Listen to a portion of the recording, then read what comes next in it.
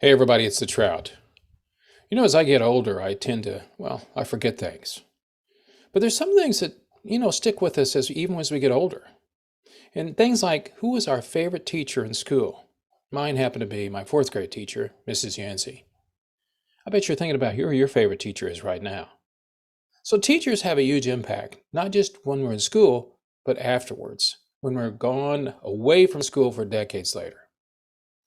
So today I interview the CEO of a great organization that helps students and educators across America. It's called Give a Note. And Beth Slusher is the CEO of this organization. You probably aren't aware of this, but a lot of students don't have the opportunity to be on a musical program because they can't afford the instruments or their schools just don't have the programs anymore. But things have changed dramatically since I was a kid. You either played, saxophone or clarinet or flute. And if you couldn't play anything, you were the guys in the back with the percussion. Remember those days? Well, that's changed now. Kids don't necessarily want to do that anymore. They want to be able to rap, they want to do hip hop, they want to be able to know how to record, even on their simple programs as their phone. Well, Give a Note helps those innovative educators be able to promise those kids an opportunity to get into music. And music is important because kids that study music and become musicians are more likely to become better students in all their studies as they go forward. I like Give a Note, and I think you'll like Give a Note with their opportunity to help kids and their message. And that message is next on KT and the Trout.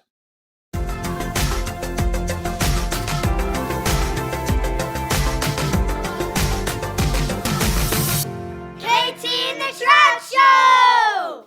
Let me just talk about Give a Note, your organization. And I read the history on your website. Hasn't been around that long.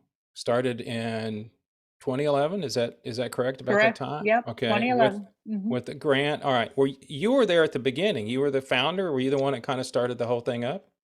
Oh, heavens, no. Okay. Given Up was founded with the $1 million investment from 21st Century Fox and Ryan Murphy from the television show Glee. Glee, He I was saw that. the creator of the television show Glee.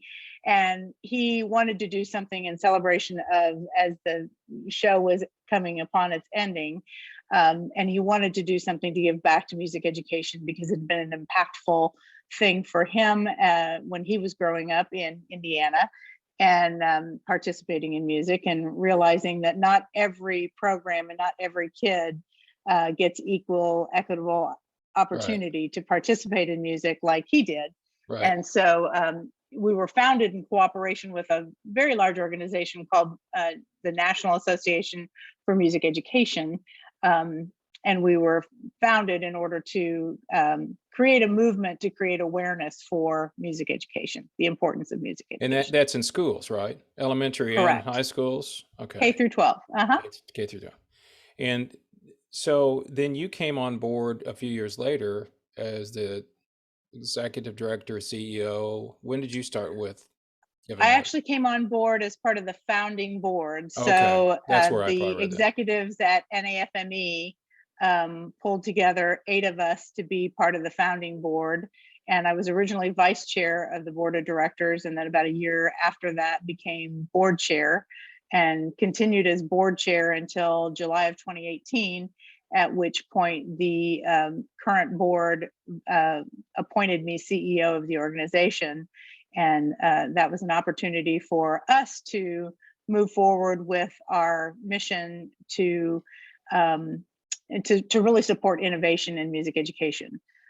So the foundation, and I apologize, I'm not being very articulate at this moment, So but don't worry about it.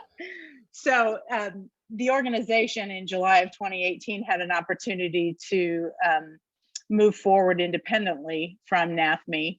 Mm. And in doing so, it allowed us to focus more directly on the niche of innovative music educators in the classroom and supporting their efforts to get more kids engaged in music education in school. So have you seen, I was just talking to someone else about this other day about the lack of pulling stuff out of schools. Now, my grandkids are the ones that went through playing the instruments. One of them's 18 and the other one's 15. So the one at 15, he goes, nah, don't want to do it. The other one was in the band, big band, 600 kids or something ridiculous amount of kids in the band. But have you seen a decline? I mean, there's things that money are moving away from in the education field. Do you see a decline in this too, as far as music education? Or are they still, I mean, you deal with schools all over the United States. That's why I asked, because you Correct. might get a Yes. little touch of what is happening all over.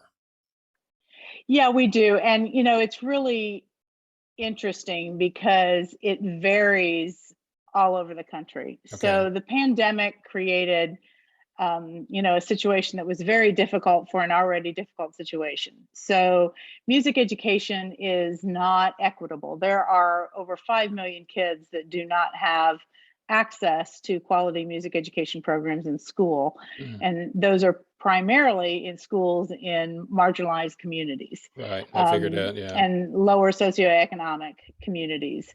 So, that disparity was already there. And when the pandemic hit, unfortunately, the disparity in those communities got even Worse. larger. Yeah. It got even worse. So Yeah. many schools were forced to cancel their music education programs. We have a teacher in Oregon that, the school completely dismantled his band program. They Mm. couldn't see any way for him to teach music and to teach band remotely, so they just dismantled it. Fortunately, they didn't terminate him, so he used technology and his perseverance and dedication to his students to come up with a different means of teaching. So he Mhm. got thrown into a communications cycle.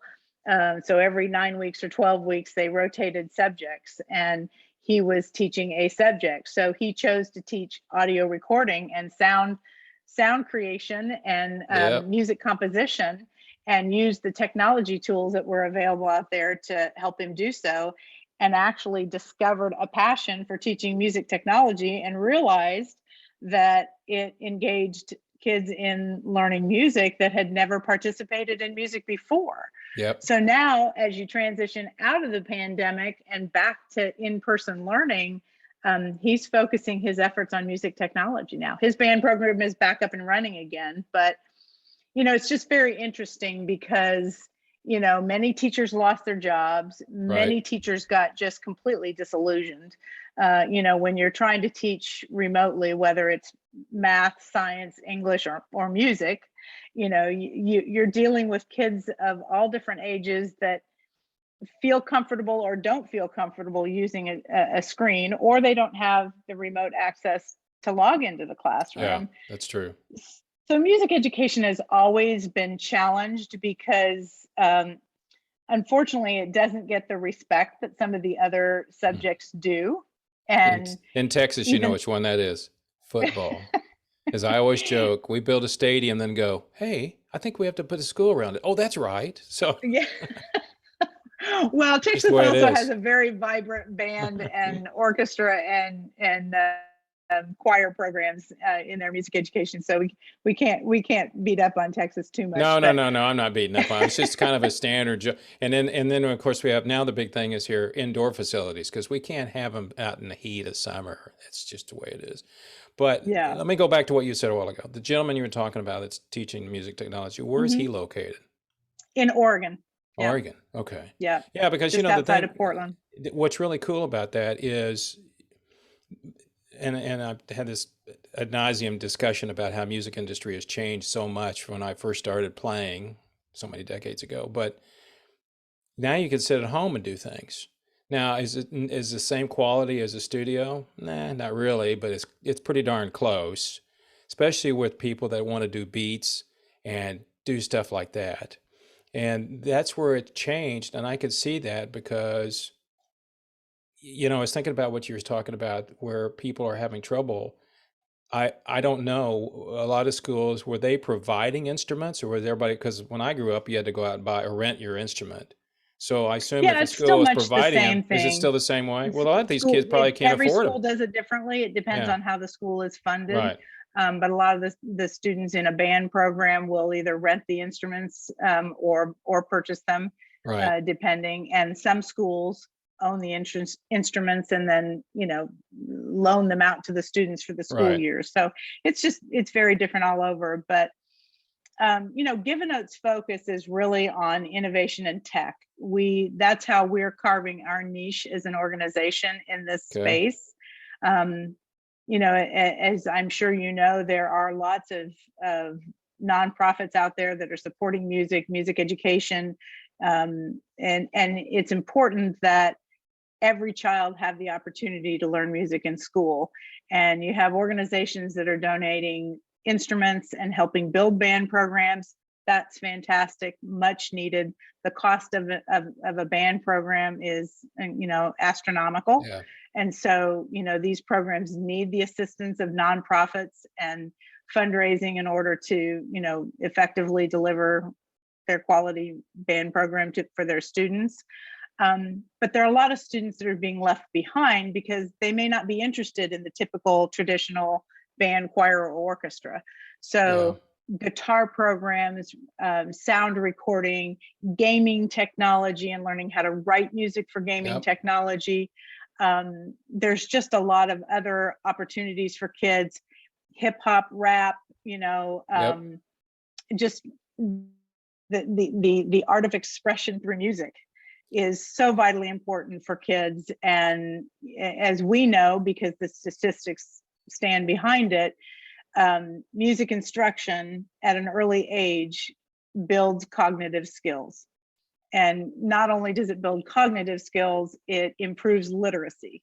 So it enhances the math, science, and other subjects. And so every child needs to be exposed to it and have that opportunity.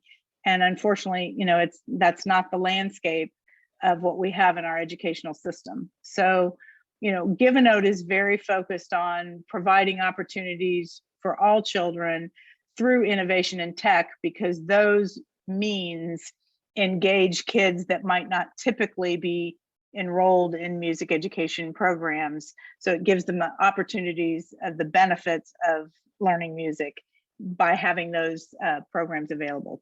Well, and it is true because since, now you can do this and record on it and go to websites and do Bandcamp or whatever they want to use to do that. Right. And because when I grew up, I've been a guitar player since I was 12. And marching band, not unless your cord is like 500 feet long, it's not, and I can plug in my amplifier. But, and then it was like, do you want to play saxophone? It's a traditional way of doing things. And I'm sure 100% right that people are then passed over because they go, I don't want to play flute, clarinet, but fill in the blank, or French horn, which are, I know how difficult they are. I don't know, I've just been told, which I believe anybody tells me that. But now with this and the technology, and they're so into technology, and you were talking about gaming, the gentleman I interviewed over in the Ukraine, that's what he does. He writes music for games. Yeah. And I thought, well, I never really thought about that. And so there's much more to it. And it is true, I've read, and of course, being a lead guitar player, I always want to say this, because lead guitar players, we have a lot of notes to play that just come out of our heads. So it gives you cognitive skills. So I don't completely think I'm losing my mind. So it's like, but it does give you that skill set. And also, if you're in a band, I don't care if it's a band, high school band, a three-piece band, whatever band you're in, it's a group of collective people doing what they want to do. And that's where in my opinion, the leadership skills come out, because everybody has to have everybody has to have a leader. And I used to love. And it's not just leadership, it's collaboration, Yeah, to learn how to work with others and, Good point. to collectively, as you say, put something together that is meaningful. And, that equates into the workforce.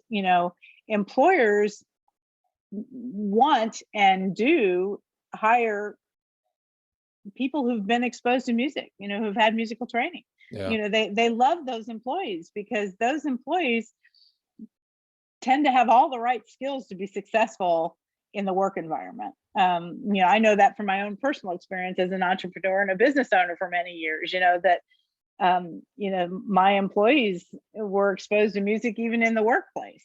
So it enhances life in so many ways. And in what you are doing now, how many, and I saw some of the statistics on the website, but you've touched a lot of people in this short time. And I say short time because, 10, 20, 12, whatever years, 10, 11, 12 years. What's your goals? I mean, obviously now you've got the kind of got the pandemic back behind you a little bit.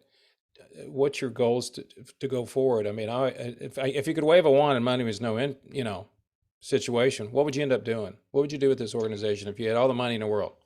Oh gosh, if money were no option, our vision is pretty clear. We want to empower educators in order to impact student lives. Okay. So by identifying and empowering the music educator, they need to be lifted up. They need to be recognized for the work that they do, and incentivized to stay in the workplace and to continue what they do. It is Yeah. not easy to be a music educator. Many times they have 70 to 100 kids in a classroom. Yeah. What other subject do we ask our educators to do that and to None. manage that many children at one time? No. So, and they're just incredible mentors and human beings. And so they need to be lifted up and recognized for the work that they do. And in our case, recognizing as innovative music educators who are going beyond their traditional program to reach out and grab more children and more students to bring into those programs that benefit from learning music.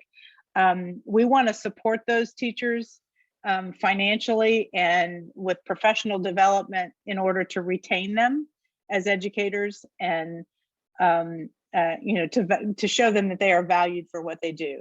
And when we can do that, then we're impacting students, because if those educators feel good about the work that they do and supported, then they're going to educate and impact more students and through learning music in school.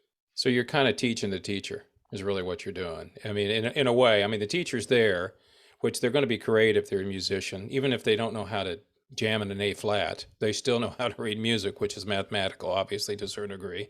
Yeah. But they are then your advocates to get more people, because they didn't go into music because they disliked it. They went to music because they wanted to do it. And it doesn't matter, as like I said earlier, it doesn't matter what genre or what you play. And I say this to everybody who comes on here as musicians, is we're all in the club. You and I are all in the same club. And That's right. is the music club. And it doesn't matter whether you're a vocalist or a guitarist or a horn player. It doesn't matter. We can all sit around and talk about music. And I've been fortunate, and I continue to get people across the world that we talk about it on a bigger stage, because reality is we'd all get along better if we could all just play music because we'd all focus on playing instead of doing that. But the other part of it is too, I think what you're saying is it's a skill set that some people don't know they have. And I was reading, once again, I was reading your website and read some stuff about it. And I can't remember the person's name that's made a comment on your site about, she was, somebody said to her, you need to go into music, or you need to study music. And she said, I wasn't even planning on doing that really until somebody said, and then I got involved in it. And it's one of those things. I think sometimes people are touched by it. I was touched when I was 5 years old. I was told, you're going to be a music person. And I've loved music ever since. And people sometimes they go, why do you, and I miss out on the history. That's why I love history about music, because people don't study it too much.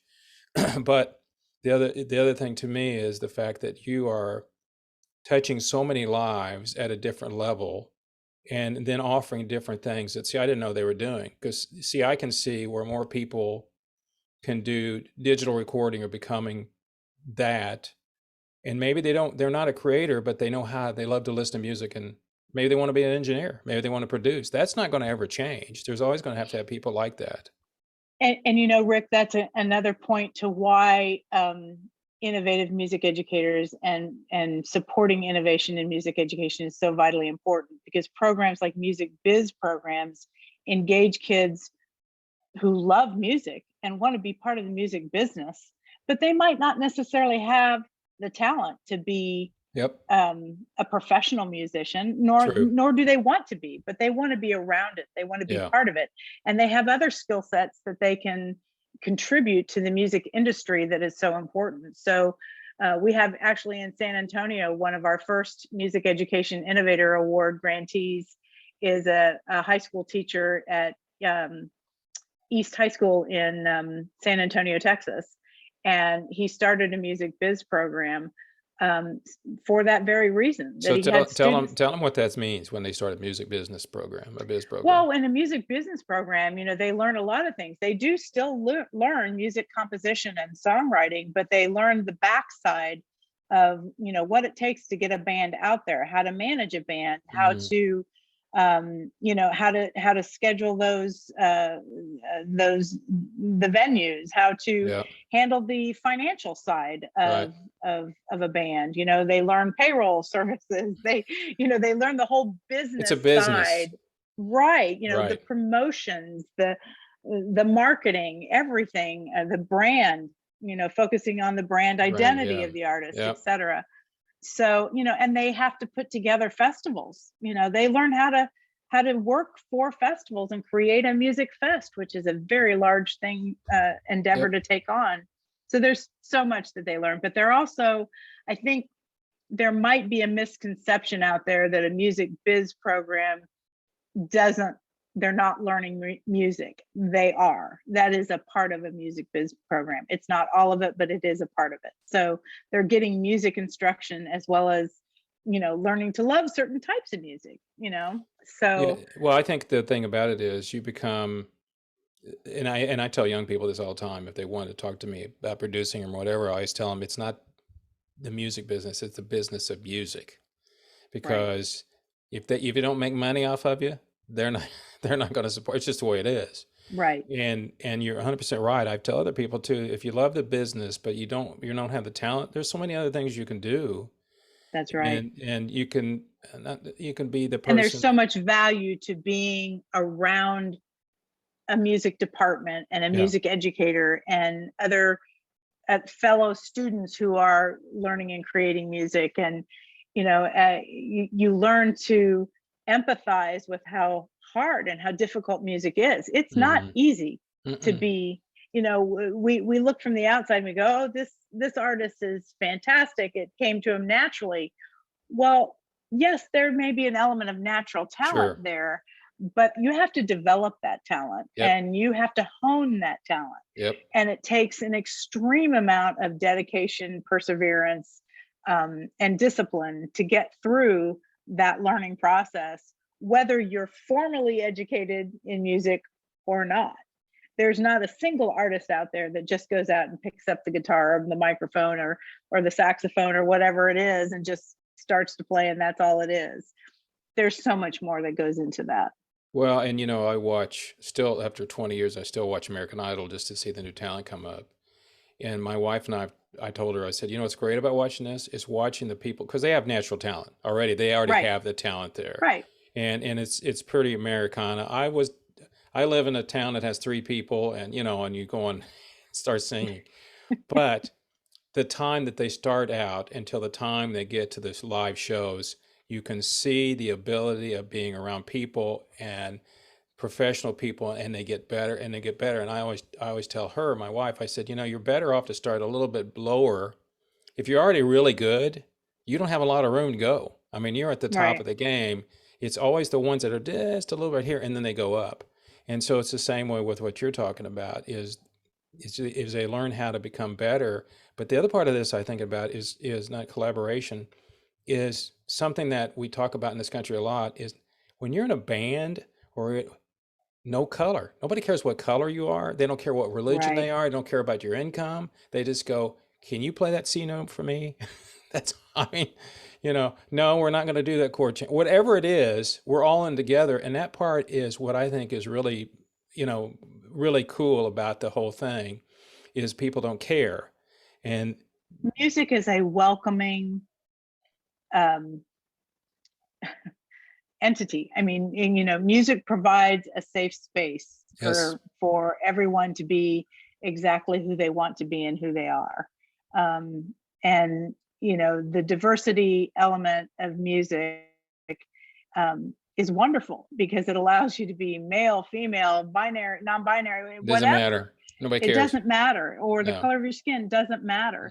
But where we do miss the boat in diversity is in the face of our music educators.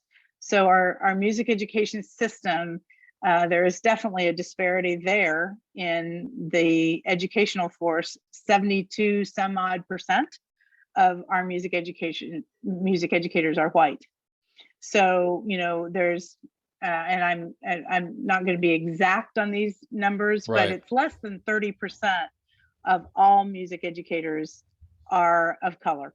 So But whether it's that could African American, change. Hispanic, Asian, we need to do more to enable everyone to go through that track to become music educators. And again, that's partly because many of our schools in minority settings do not have access to music education, so they don't have the training that's necessary to Right. get them to the point to become a music educator.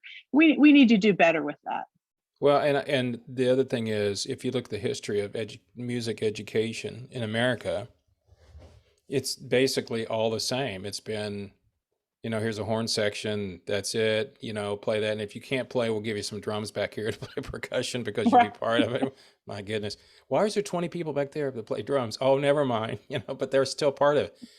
But now that you mentioned the other stuff that's going on with the digital recording and all that, that brings a new light on it that normally It maybe does. maybe the diversification could change, because at first they're going like, I don't want to play this music they're playing.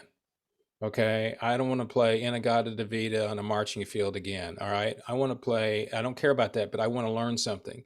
That probably will help change it a lot. But the other part that has to change is the school districts themselves, because they're not real quick to make changes either. They're very conservative in everything they do.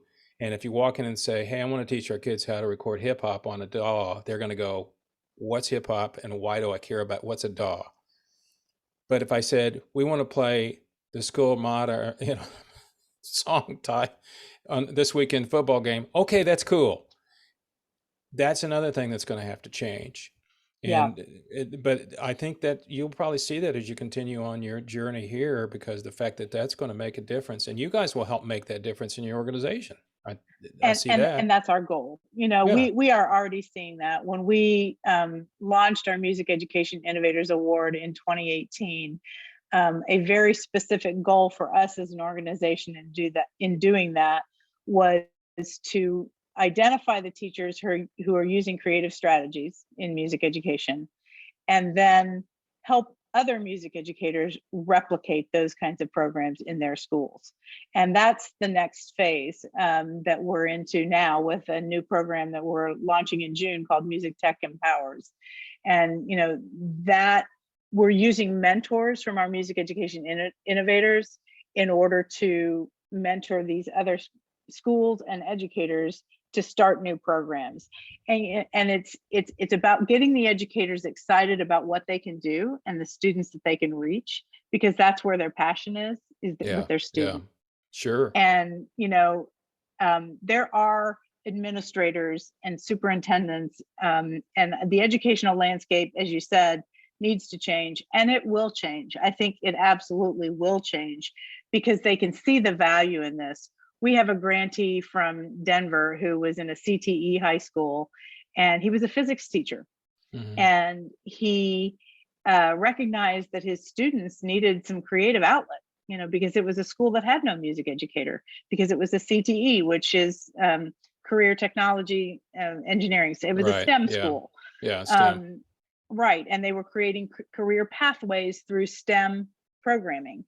So anyway, he said to his principal, can I set up a soundboard? He was a music aficionado. He Right. loved to Got play it. guitar. He loved to play keyboards. He loved sound.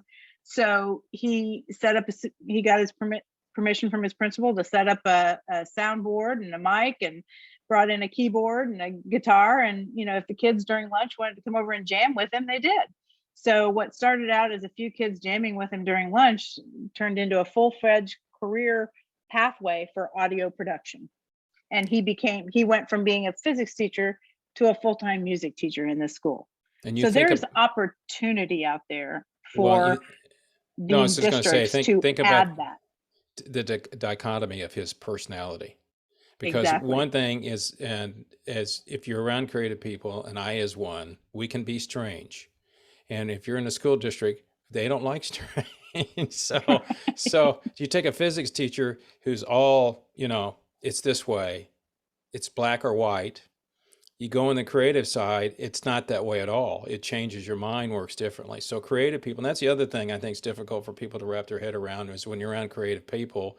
And I've met some that are a little whacked out, but they're really good, is What's that interesting ability. though, Rick, is the creatives of this world are what drive innovation. Oh, absolutely. So the Absolutely, 100%. creatives, not just from the music side, just the creatives in general, Yep. and fostering a creative mind opens up a world of opportunity for us in a plethora of different vocations, from technology, from social media to engineering, science. I mean, it really, we need the creatives to think creatively so that we can innovate and become a better world. That are involving musicians all the time. And to see what you're doing really touches me, because the fact that I just like to see more people being creative, because that's when I get to listen to them and go, wow, I never thought about doing that song that way. Or look at how they changed that song, or they wrote this Right. song, and it just gives you that, because every generation has a different look at different things. I Yeah.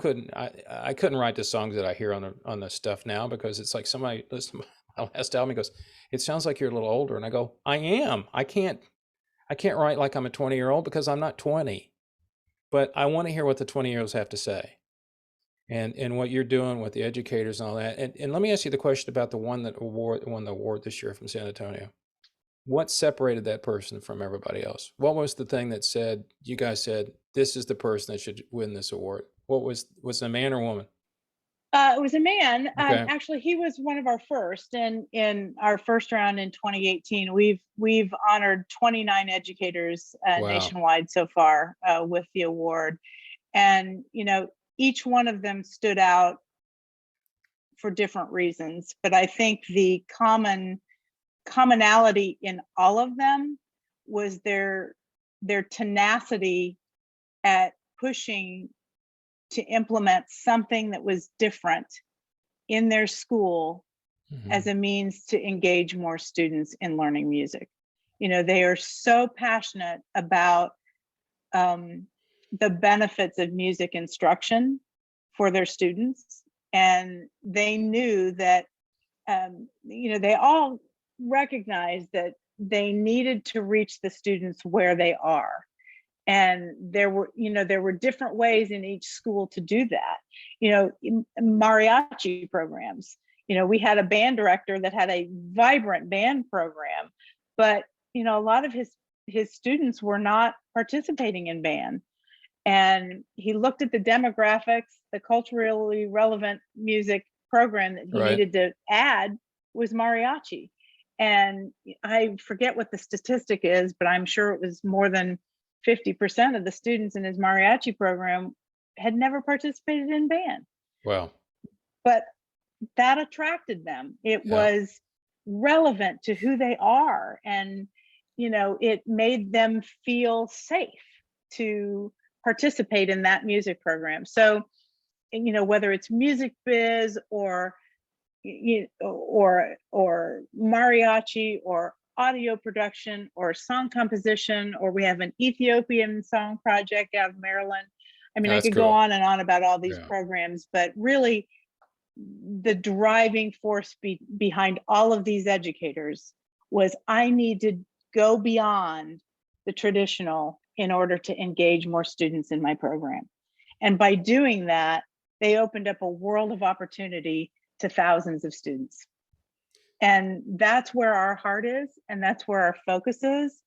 It's also where our vision is. We know that by empowering these educators, we will impact student lives.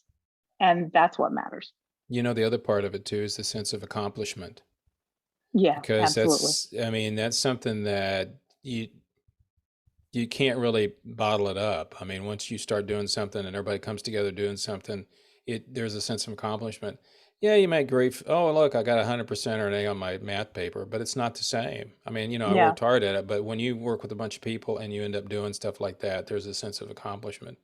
And I, And the other common thread I will share with you, Rick, from the educator's perspective is, all of these educators that we have honored have said to us that the mere recognition from us meant so much to them because it said to their peers, their other educators in their schools, mm, I'm valued, I'm doing yeah, something of worth. And not only from their peers, but also from their administration. Their community is proud of them for what they've accomplished by achieving this award. And that's really special. That says a lot, that we need to do more for our educators, not just music educators, but across the oh, board. We need yeah, to yeah, do more to yeah. honor our educators and tell them how much we appreciate what they do. Yeah, you're 100% right. And I think that's that we all think about. Of course, as you get older, like me, I don't have any kids anymore. They're all grown up. So you don't, and I have people I know running for school board, their kids are growing up, and I go, okay, I don't know. I mean, I don't know why you'd want to keep doing this, but, Yeah. but I admire them that they want to continue to be involved in it. And, with you and what you guys do over there, and I looked at the board, I mean, you got all these musicians and people involved in it. Um, and they're from all different types of music, which of course is exactly what you want to look at because they all have a different look at it. And they're successful, but they also know that it took work to get to where they are too. That's I right. mean, if it and look where you are. You have a degree in music, and you're still doing it. You're not standing on Broadway singing, but you're still impacting a lot of people, a lot more than you would Well, I 5,000 was people on a. impacted so much as in growing up. I was fortunate. I had incredible music teachers, from my middle school band director and choir director to all the way through high school and in my college educators, were just they were more than just teachers to me. And many of them those of them that are still alive, I keep in contact with That's cool. because they were guiding me as a person to find my best self. And my best self was through music, but I became an entrepreneur. I was a business owner. I did some professional music before I transitioned, but the thought process that you get involved in music to become a professional artist, or to become an educator, it is inaccurate. You get involved in music because it spurs and brings out the best of all of us, whether we're talently inclined or not. You don't have to be talented to participate in a music program. No, in fact, I've talked to people in the business, and I said I'd rather talk to people that are the backup singers or the roadies sometimes because they're the ones that make it work. I That's mean, right. it's great to show up and if you're an A-lister and stand and walk on stage and do 2 hours and walk off and say, "See you tomorrow night." Well, I think what you're doing, Beth, is wonderful, and Thank I you. just I want to continue to talk with you because I just think it's a great opportunity. And I really didn't understand. I'm glad you explained it to me that what you're doing instead. I mean, you obviously want to go to the level of the student, but that's a broader plane. I mean, doing the educator side, I understand that completely. And they shouldn't and they have somebody like you that they can count on in the Innovator Award thing. That just drives people to want to do it more because, like you said, I can understand people saying to you, or you get the award and going, "What'd you get an award for being the music?" You know, Yeah. was that a local? No, it came out of Well, and you might say Music Education Innovator Award is a mouthful, and it kind of is, but you have to state it for what it is. It is. It's not just being an innovator; it's that you're a music education innovator. You are looking for ways to broaden the experience for all the students in your school to benefit from music. There you go. Love what you're doing, and take care of yourself, and we'll be in touch. Okay. Sounds good, Rick. Thank Have a you. good evening. Take care.